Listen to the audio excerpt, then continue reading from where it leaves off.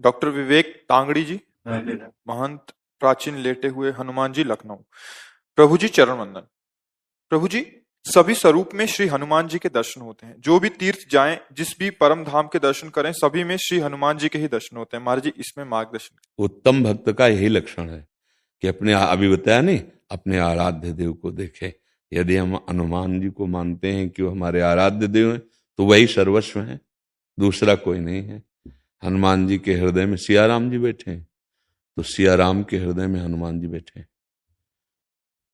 साधु हृदय मह्यम, भगवान कह रहे, मेरा हृदय साधु, मैं साधु का हृदय।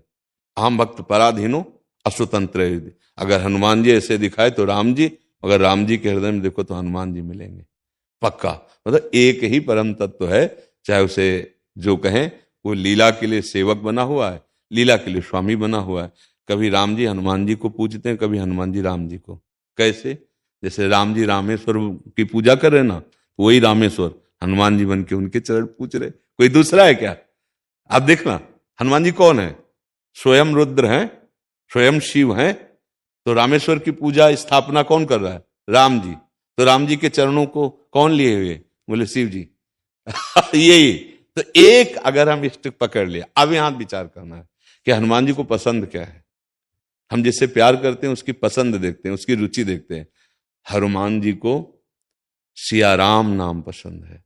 हनुमान जी को सियाराम चरित्र, रामचरित सुनवे को रसिया।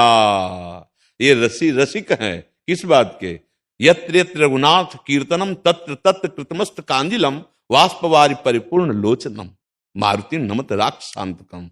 हनुमान जी महाराज आंसू बहाते हुए जहां जहां नाम कीर्तन होता है हरि का, जहां उनके पावन चरित्र का गायन होता है, वहां वहां उपस्थित होते हैं। यत्र यत्र रघुनाथ कीर्तनम तत्र तत्र, वहां वहां विराजमान देते हैं। तो यदि हम हनुमान जी को इष्ट मानते हैं तो उनको सियाराम जी का जस सुनाए, सियाराम जी का नाम सुनाए, और सर्वत्र उपस्थिति अपने ही आराध्य देव की देखें। किसी भी रूप, जैसे रामकृष्ण परमहंस जी ने कृष्ण का दर्शन काली जी में ही किया। सब भगवत स्वरूपों का दर्शन वो अपनी मां काली में ही करते थे, क्योंकि वही कृष्ण, वही काली है, वही राम जी बने, वही सर्वत्र हैं, दूसरा कोई नहीं। दूसरा जब तक है तब तक अज्ञान है, वही है, दूसरा नहीं। अब ये कि जो नाम रूप पकड़े उसमें आसक्त हो जाए, जो नाम रूप पकड़े, जिसे कोई राम उपासक, कोई श्याम उपासक, कोई ब्रह्म उपासक, कोई निराकार, कोई साकार, जहां पकड़े जोर से पकड़ ले, एक ही जगह पहुंच जाएगा। वो दो नहीं है। जैसे किसी भी घाट में ना आइए आप, यमुना जी तो वही है, घाटों के नाम अलग अलग हैं कि आज हमने जुगल घाट नहाया, आज हमने विश्राम घाट, आज केसी घाट, ऐसे घाट कहे जा सकते हैं, लेकिन यमुना जी अवगाहन उन्हीं का हो रहा है। ऐसे तत्व एक है, नाम कुछ भी दे दो। लीला में विविध लीलाएं, विविध नाम, विविध रूप धारण किए हुए हमारे प्रभु विराजमान। ऐसे अनन्य भाव से रहिए। ये तो बहुत परम मंगलमय है कि अपने आराध्य देव के अनन्य हो जाए।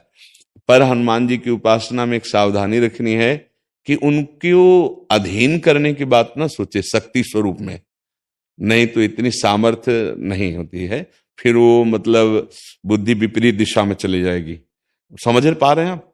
हनुमान जी को अपने आराध्य देव के रूप में देखा जाए, हनुमान जी को उनसे शक्ति ग्रहण करने की बात, शक्ति की सिद्धियों की बात, फिर दूसरा कुछ हो जाएगा, फिर वो मार्ग प्रेम वाला नहीं रहेगा। नहीं तो हनुमान जी की आराधना का फल सीधा आएगा, राम रसायन तुम्हारे पासा।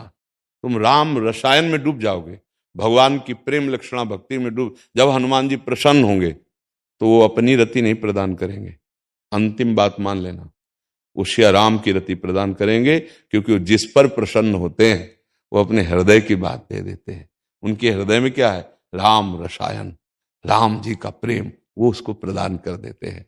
और राम जी जिस पर कृपा करते हैं उसे हनुमान जी के चरणों में निश्चित प्रेम हो जाता है, क्योंकि भक्त की कृपा से ही भगवान के प्रेम को प्राप्त किया जाता है, और भगवान की कृपा से भक्तों का संग होता है।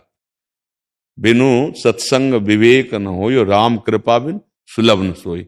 अब मोय भा भरोसा हनुमंता, बिनु हरि कृपा मिले नहीं संता। जब हनुमान जी मिले तो विभीषण जी को क्या दिखाई दिया? राम जी की कृपा। राम जी की कृपा जब होगी तो हनुमान जी के चरणों में प्रेम होगा, और हनुमान जी की जब कृपा होगी तो रामलीला का विस्तार हृदय में हो जाएगा। राम रसायन का प्रादुर्भाव हृदय में हो जाएगा। अनन्य रहो, अपने स्वामी के अनन्य रहो, वो सारा सुख विलास प्रकट कर देंगे।